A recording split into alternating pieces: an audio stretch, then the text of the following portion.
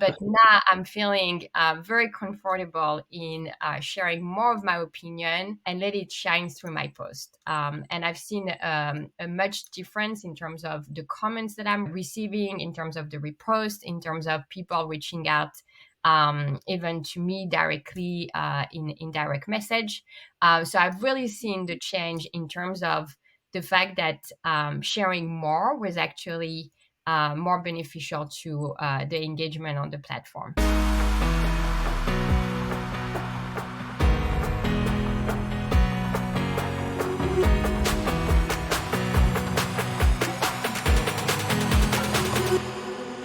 Welcome to Employee Creator Magic, the podcast that celebrates the employees behind employee advocacy. Those who have found success professionally on social media through creating content magic. Now, employee advocacy is where organisations empower their employees to share professionally on social platforms such as LinkedIn. It's an amazing opportunity for employees to develop their personal brand, to reflect on themselves and their expertise, to build and add value to their professional network, grow visibility, and actively support the company where they work. I'm delighted to welcome Genevieve Chamard today. Genevieve is AWS Global Partnership Executive at Capgemini, and she is responsible for overseeing all business relationships between Capgemini and AWS. Now, Genevieve originally joined LinkedIn 9 years ago, and last year became part of an employee ambassador program within Capgemini called Cloud Advocacy. She's gone on to build a significant presence on the platform through regular high-quality posting over this time. Welcome to the show, Genevieve. It's great to have you here today. Hi, Andrew, and thank you for having me on your show. I'm actually very delighted. Well, really looking forward to hearing more about your journey today. So the aim today is to bring your professional social media success to life through your content and share with our audience how it's helped you develop personally and professionally, and some of the opportunities that have arisen from that. So the way it's going to work is we're going to use 3 of your recent posts as a structure. We'll discuss your social media journey, what barriers you had, how you overcame them, and how you've managed to grow a confident creator and sharing posting habit on LinkedIn. So to start off, I'd like you to cast your mind back to when LinkedIn changed for you from perhaps a static CV style site to a place where you began actively posting. So why did you want to start sharing on social media in this kind of professional context?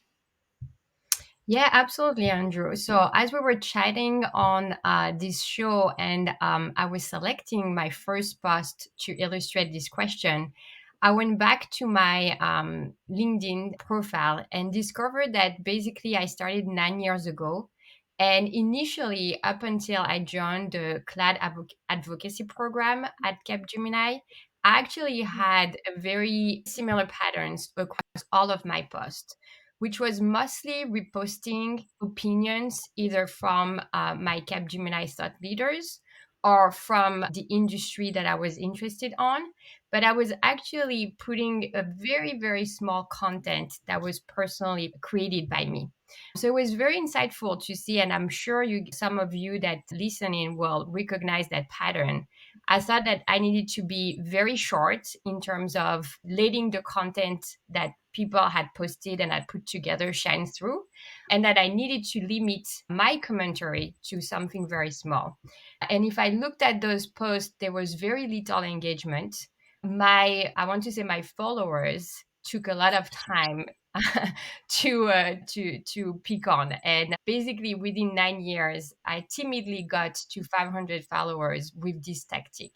So it was not maybe the most efficient way to post content, but it was a way for me to share my opinions, even if they were quite short and sweet. But I didn't really know how to maximize LinkedIn as a platform. No, I think that's interesting. I think it's really common, and I think it's great you were still posting, over that time in this way. But I think it's very common for people to post by reposting the brand content and so on. I mean, did you feel there were particular barriers that were holding you back from doing more than that? Yeah, I thought that back to what I said, I needed to be very short in terms of my commentary, that I think people would be most interested about the article or the thought leadership piece that I was posting about. The other thing I think, secondly, is that I didn't think about myself as a thought leader. So I wanted to let other people express myself. And I believe that most of my posts didn't have any rhyme or reason. So I was mostly posting about things that I thought interested, but I didn't make a stance in terms of choosing a niche or choosing like a specific topic at that time. Okay, that's interesting. Well, we'll get on to the niche point in a second. But is there anything before we do that? Is there anything that you felt helped you helped things change, helped you overcome some of these things, these barriers, these things that are holding you back? Yeah, absolutely. It's actually when so paradoxically, the fact that I timidly got to these 500 followers got me selected into this CLAD advocacy program within Capgemini. And they really helped me understand better the platform and how I could really use it to my advantage to share my voice. So their two main advice was to actually be comfortable in sharing more of my opinion, along with being more regular in terms of posting. So it didn't really matter if what type of content I really wanted to focus on. It was more about getting into a regular cadence, which I didn't really abide by before. Yeah, and I think that's great advice. I think that the regular, consistent posting is definitely a key feature of being successful on the platform. And then it's also interesting that you mentioned you didn't see yourself as a thought leader, and I think perhaps that mindset shift, maybe as you went joined the program and started moving towards that, maybe that helped as well. Absolutely. So if we look at your first post, I'll just bring that up on the screen now. So this is a post which illustrates your niche, or what you want to be known for on LinkedIn. Now you're starting to change, this change to posting more regularly. So your first post you want to look at was this one here, and you actually shared two. You shared a before and then an after. So I'll just show the. Do you want to just say perhaps why you had a before and after, and what we can talk through each one in turn?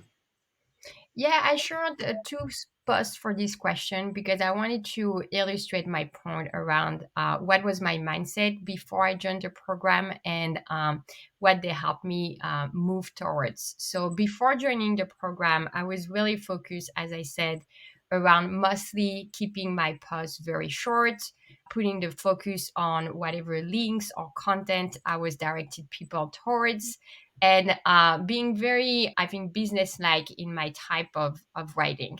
So quite, I want to say, impersonal, quite transactional in terms of the type of post that I wanted to portray. And here it's a perfect example. It was around the partner that at that time I was managing, and I wanted to raise awareness around a specific opinion that around sustainability that partner was conveying. If we move now to the after post, what I really enjoy now about posting is to be way less concise on my opinion. I'm still trying to find the right balance of not dragging along and writing a romance novel in a post. But now I'm feeling very comfortable in sharing more of my opinion and let it shine through my post. And I've seen a much difference in terms of the comments that I'm receiving, in terms of the repost, in terms of people reaching out even to me directly in direct message. So I've really seen the change in terms of the fact that sharing more was actually more beneficial to the engagement on the platform. That's brilliant. It's brilliant to see, and you can see the more kind of personal, human side to it in the after version of the post. Would you say that you've found a particular area that you talk on, perhaps based on your expertise and role within the company? Is there a particular thing you say that you generally talk about mainly? For sure. So that was also an evolution. So initially, when I joined the platform, it's coincide with the time that I was very focused on the retail market, and that's really where I wanted to be known for.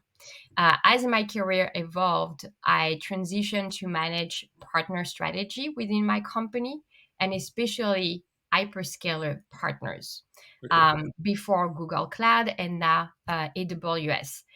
So that forced me also to change a little bit the narrative around what I should specialize on, because retail is just one industry that those partners covered. So I needed to expand, so to speak, my niche. I think I've found it in terms of sharing more around innovation, but I'm Mm. still trying to find my footing around where to specifically focus on this innovation. I don't want to appear too biased for my company or for my partner. So I want to find the right balance in terms of posting a lot of things that my partner or my company put forward as content, and also sharing things that I believe that the audience will like in terms of a more objective point of view. Okay, right. So that makes sense. So what you're trying to do is create a mix of content. So you're obviously talking about the partner, you're talking about Capgemini in this context, but then you're trying to mix that with just wider perspectives on the topic. Is that right? Do you find Exactly. it do you find it quite hard to, because obviously it's a huge topic, or it could be a huge topic, or it could be a very narrow topic. And have you managed, or is that what you're still working on to try and narrow that down in some way? Yeah, it's still a work in progress. As you said, is it can be a very broad topic or it can be very narrow. And so far I'm still trying to find what is the maybe sub niche within that topic that I can feel comfortable posting about. I think it's also an opportunity because it allows me to maybe the word niche is not the right word because it's a broad topic, but Yes. I feel like it also allows me to post about various things that are related to innovation, as opposed to be a little bit too closed off into a niche that would not enable me to post about interesting things that I come across. And now you've had this kind of transition from the before, where it was, as you say, more transactional and much sort of, smaller, what you were writing, and this now more kind of personal, more clear kind of vision of what you want to say. Do you find that a more enjoyable experience? Are you enjoying doing that more? Is it more interesting for you? Yeah, I find this experience way more enjoyable. I think the downside of it is that it takes me more time to craft those type of post. So right now I'm obsessed about posting quality posts that I think people would want to read as opposed to a pass through. So I'm really putting some thoughts into what I put forward. Sometimes I may post less just because I really want to post Mm. something of quality. So there's definitely this downside, but that it's much more easier to repost and to go very fast in terms of sharing quick thoughts. But I think the process of creating the post is much more enjoyable.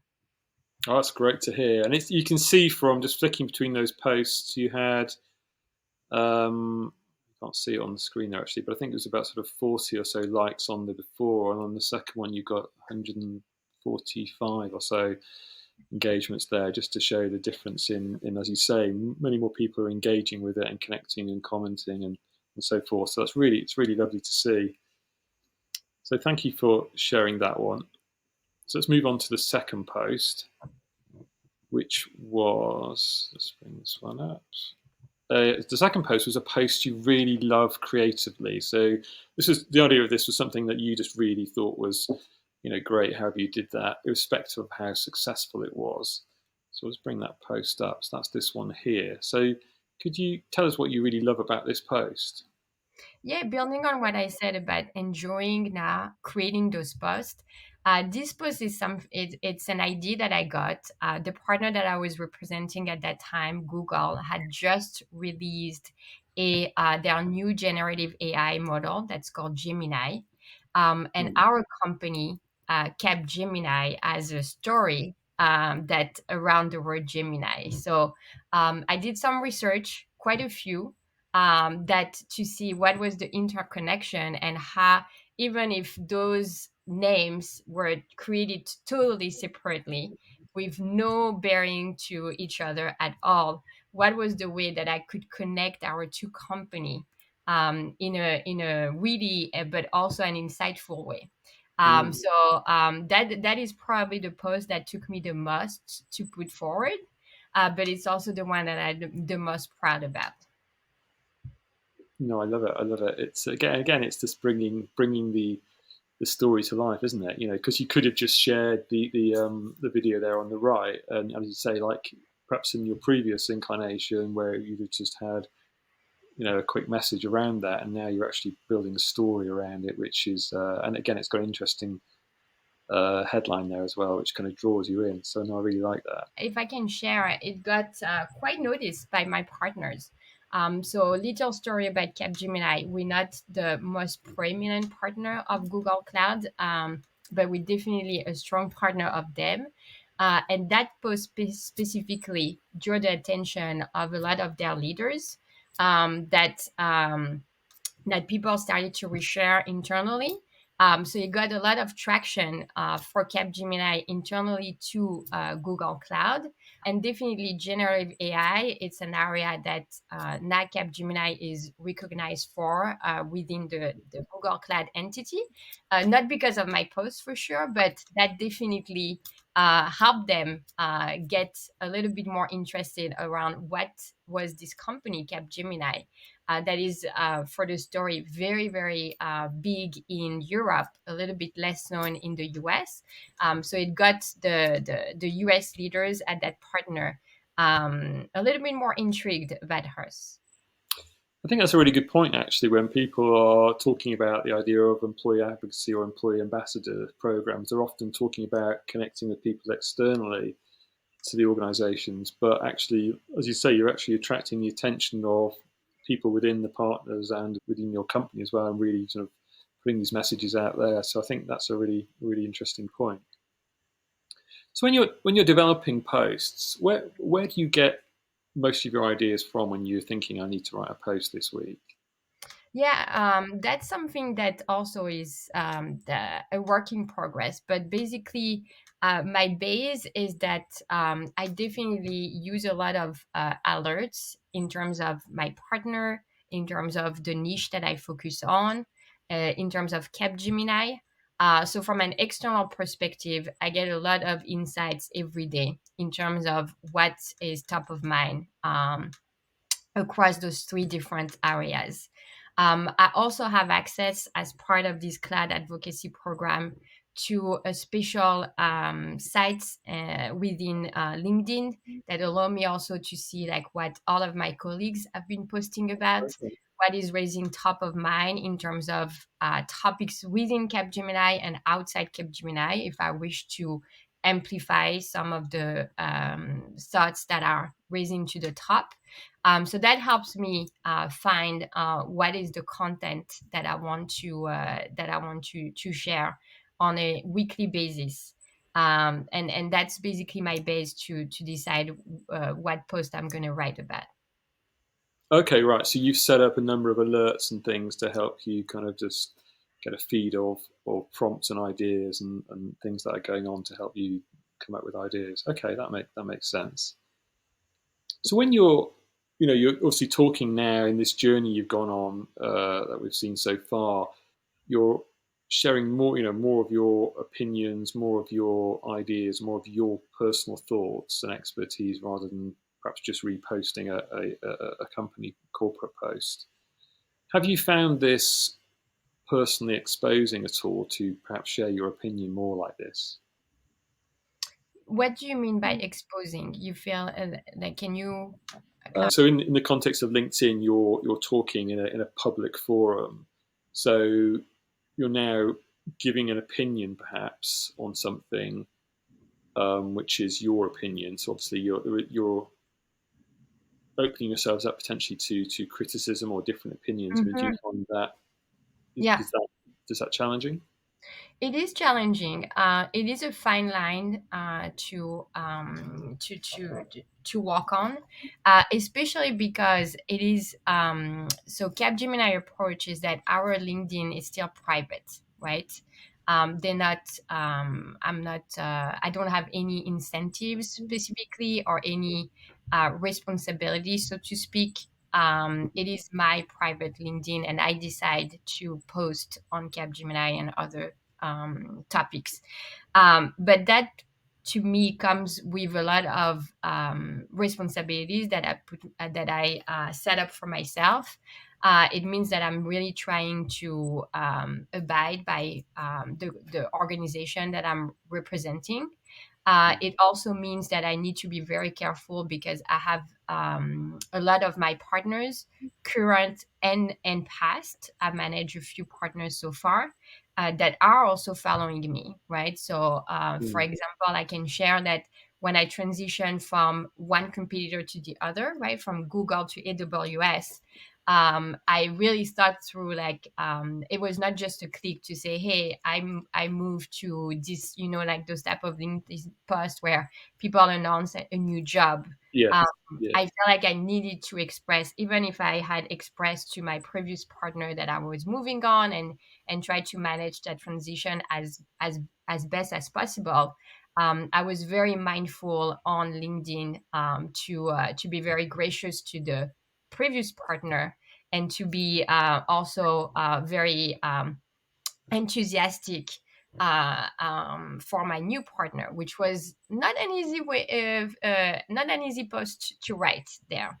Um, as it relates to any type of negative comments, I want to say that I'm on social media for and other platforms, and I think that's where you get most of the negative comments. Mm. So far on LinkedIn, I've never experienced.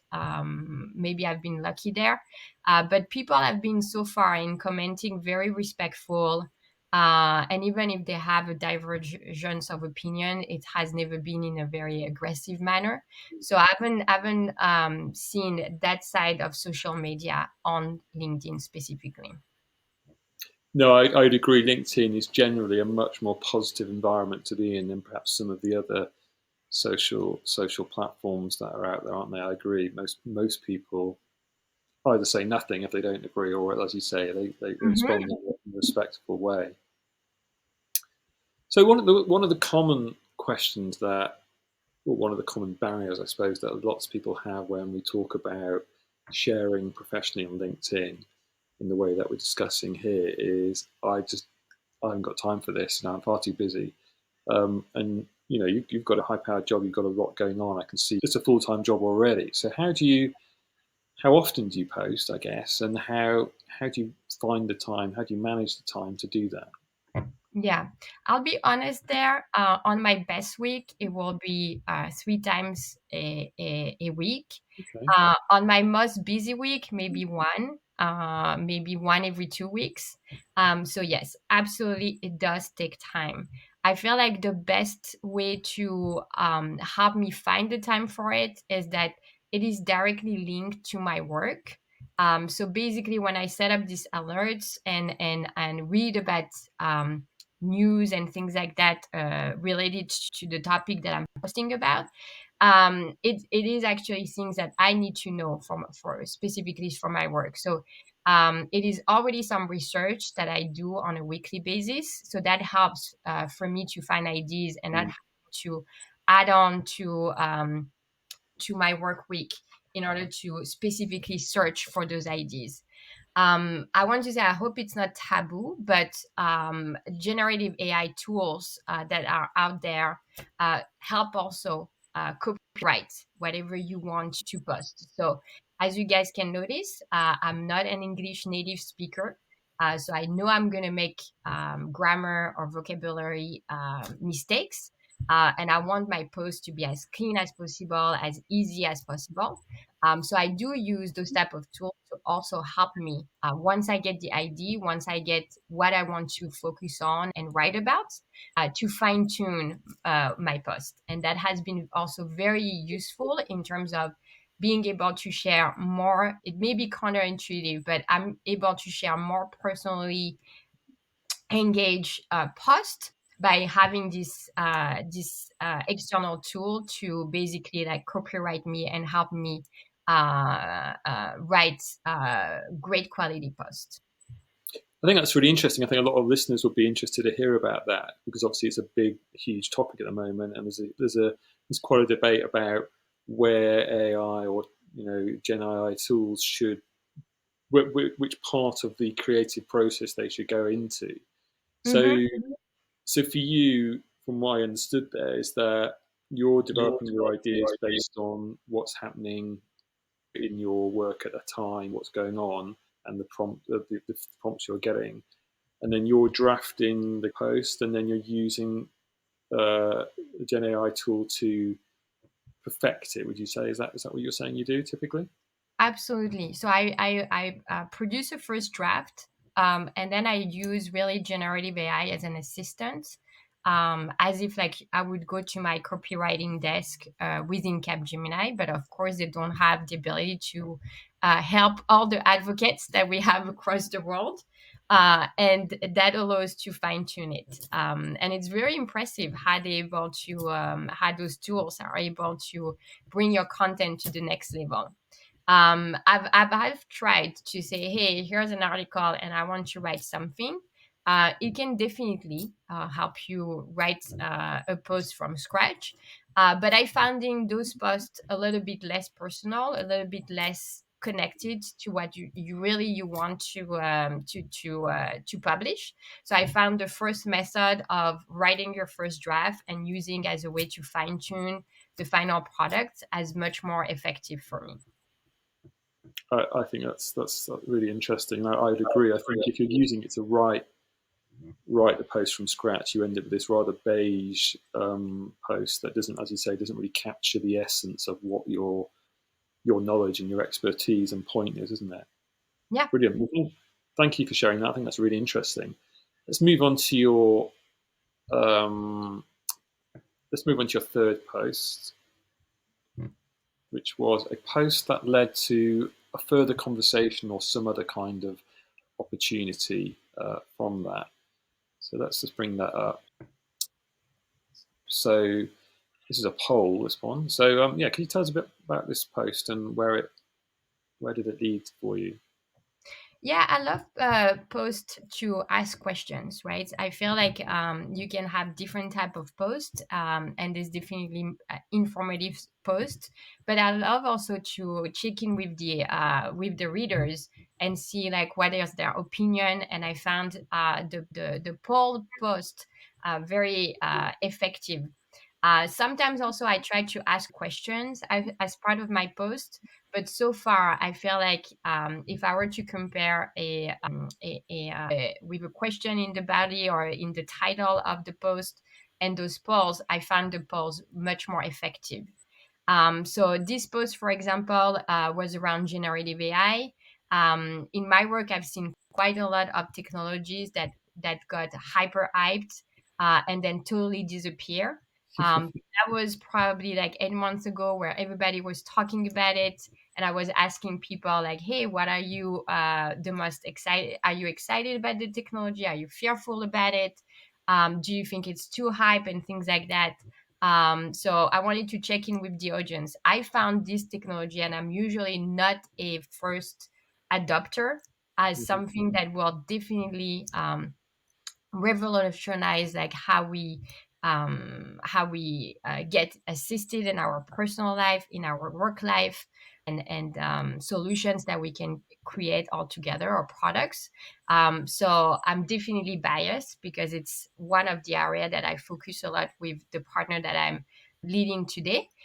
So I felt like it was a great way to check in with the audience, and not only did they interact with the poll, but after that, we continued the discussion off LinkedIn. That's great. It's great to see that because you had some good responses there. So is that what you say it led to? Did it lead to something beyond this post? Yeah, it led to things beyond this post. People reached out to continue the discussion in messaging. People also continued the discussion internally to Capgemini. So it was a good way to engage with the audience. My role is to really get people hype about the partner that I represent. So I have a lot of Capgemini sellers that have different opportunities and different partners to choose for. So getting them to engage with me, to know who I am, and to work with my team is very important. Okay, I see that. That makes sense. So, do you think those opportunities would have happened if you hadn't shared this post or similar posts? It could, but I feel like it's a new way. It's like I'm always trying to find ways to um, be in the everyday life of the people that I need to affect, as opposed to, for example, I could do webinars, I could do Mm, presentation around Gen AI internally to my sellers in the company, but I tend to see that those becomes less and less attended, right? So mm. I'm always trying to find ways, and I feel like when people see that a partner is hyped externally, people wants to work with them, and so on, it naturally influences them to pay more attention to. So, you're finding in general LinkedIn as an approach to this kind of, I suppose, lower level but regular connection is really helping build those relationships. Yes, correctly.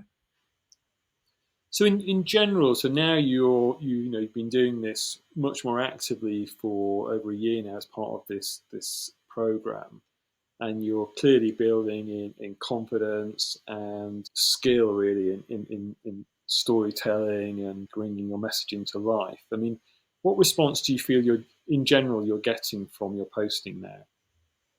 I think I definitely see a change in terms of the response that I get. Before I would get a few likes and maybe a few reposts. Now I get a lot more comments on the post. I see also people reposting with their own thoughts. So that's encouraged me to see, hey, even if they did not commenting, they find my content interesting.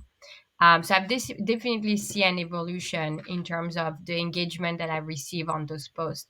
And maybe that's why I feel like very responsible around finding good quality content to push forward, because I want to continue to be associated with content that people wants to read and wants to get their own audience to be exposed to.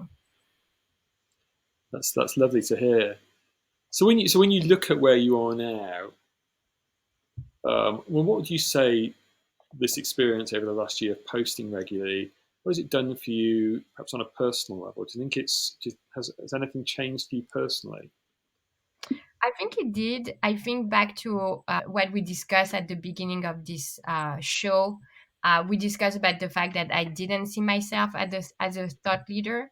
Now I can definitely see that I can consider myself a thought leader and that my opinion matters. I want to say also that what was insightful for me is that there was quite a few things that I got to learn through my journey that was quite counterintuitive. One being the fact that it was okay to be more personal. For me, I associated LinkedIn as being very business-like. Um, and that's probably the type of post that my advocacy program have been asking me to do more, like very personal posts that I've been resisting a lot to do. And I think out of all the, like, within a year I did two, but those two posts have probably like garnered the most reactions. So definitely there's something about being personal, having a voice that is important. Um, and then the second thing is that to also try to balance trying to be too much into the quality and wanting to really put a lot of thoughts in your post and being regular in posting. That's, to me, it's something that it's still a work in progress in Mm, terms of trying to be very consistent and trying to find interesting ideas 3 times a week can be taxing. mm. It is hard. I think it's hard for everyone. I think.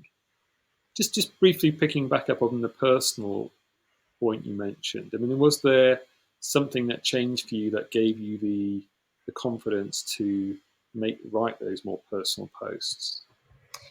Yes, I try to stay true to myself. So it's not a platform where I really want to share my fully my personal life. Mm, So I try to find areas of my personal life that I thought would be interesting to share about, and that I would be comfortable also to share about. So yeah, that allowed me to find like those two posts that I felt comfortable putting forward. That was personal, but without being too into my own personal life. that makes sense. I mean, a lot of people, there's a lot of conversations on LinkedIn about getting that balance right between, being too personal or too professional and dry almost. So it's getting that right balance right. Is there a point? I mean, how, if you would advise, one of our listeners thinking about this, is there anything you could, any advice you could give them on how to get that balance right? Yes, I think it's up to two things for me. It's one, always thinking about if I were to read this post, would I be interested in? Right. So, trying to find things about your personal life that you feel like other people would want to read about. And then feeling also what is your limit in terms of how much you want to invite people to see into your personal life. That's good advice. So just very briefly on, you mentioned about posting regularly, and obviously that's a hard thing. So you're having a really busy day. There's a lot going on. What motivates you to keep going? What motivates me to keep going is that I feel like I want to also use this platform to share about things that I'm doing around my work, right? So I need to keep my followers or grow the people that I can reach to. So that's really helped me going and try to really be consistent. The reason being is that initially, when I started on LinkedIn and I would try to post about events and things like that, the reach of those posts was minimal, right? It was only a few followers. It was a drop in the sea, if I can say that. So I feel like as my goal is that as being the ambassador of this partnership for my company, I want the most people to know about events that we are doing, webinars, or any type of external communication. I want it to be amplified, and the only way to get that is to grow the number of followers. Yeah, that makes sense. So finally, to make this practical for our listeners who are in a similar position, perhaps wondering if there's something they should be doing, could you perhaps share a tip or so to help them get started, perhaps overcome some of the barriers they may be having to making this transition that you've had from the regular smaller posts to the kind of more thoughtful posts you're doing now? Yeah, I think I can give them a few advice. One being find a topic or a niche that you're interested in that is useful for your everyday life or your work. So it wouldn't feel like too much work to find ideas around it. It needs to be things that you are interested in reading to start with.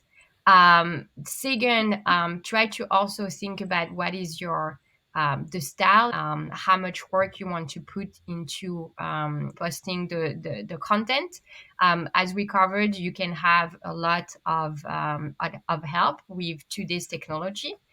So leverage it to how you see fit and how you're comfortable with it.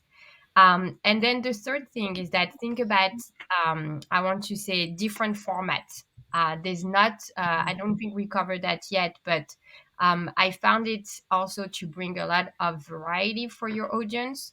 To think about direct posts that we talk about, like just content post and informational post with questions or polls, post that you go on camera on.